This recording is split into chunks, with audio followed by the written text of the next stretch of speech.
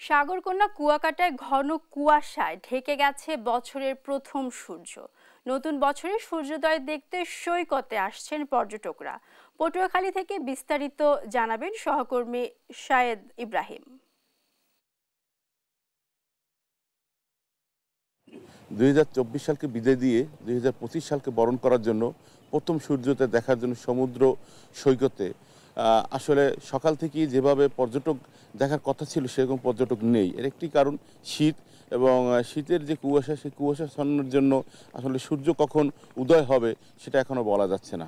এই সমুদ্রের পাড়ে এসে এই সূর্য উদয় দেখার জন্য, নতুন বছরকে স্বাগত জানানোর জন্যই কিন্তু তারা এই সমুদ্রের পাড়ে এসেছেন। এছাড়াও কিন্তু আপনাকে আরেকটু বলে রাখি যে গতকাল থেকেই কিন্তু আসলে এখানে তেমন কোনো অনুষ্ঠানের আয়োজন করা হয়নি। যারা এসেছেন তারা যে হোটেলে উঠেছেন সেই হোটেলের পক্ষ থেকেই কিন্তু বিভিন্ন রকম আয়োজন করা হয়েছে। এছাড়াও কিন্তু যে প্রশাসনের পক্ষ থেকে যে একটি বাড়তি নিরাপত্তা, সেই নিরাপত্তা কিন্তু প্রশাসন দিয়ে থেকেছেন। এবং আমি যদি এখন একটু কয়েকজন পর্যটকের সাথে কথা বলি, তাদের কাছ থেকে শুনবো যে আসলে এই সূর্য উদয়ে তারা দেখতে পেয়েছেন কিনা এবং তাদের কেমন লাগছে। Happy new year. আসসালামু আলাইকুম রহমতুল্লাহ, শুভ নববর্ষ। আমরা দাওয়াত তবলিগের কাজের জন্য এখানে এসেছি।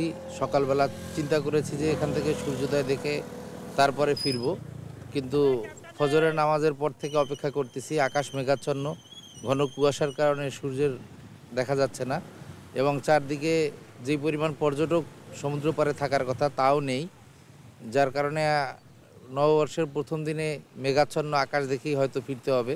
যে চারদিকে প্রচণ্ড মেঘাচ্ছন্ন এবং কুয়াশা, কারণ একটু আগে যেরকম যতটুকু পরিষ্কার ছিল এখন তার চেয়ে আরও একটু মনে হয় যেন অন্ধকার একটু জেঁকে বসেছে।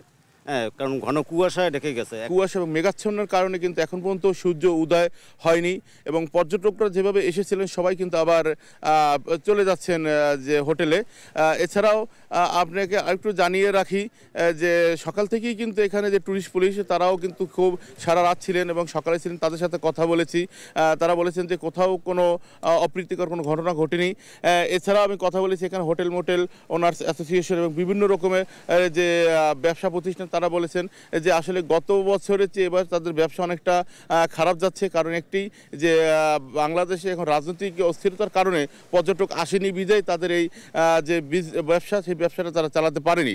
আপনি হয়তো লক্ষ্য করতে পারছেন যে পর্যটকদের সেরকম একটা কোনো আনাগোনা নেই, বা সেরকমের একটি আনাগোনা থাকলে হয়তো ভালো হতো। এখন এই ছিল আমার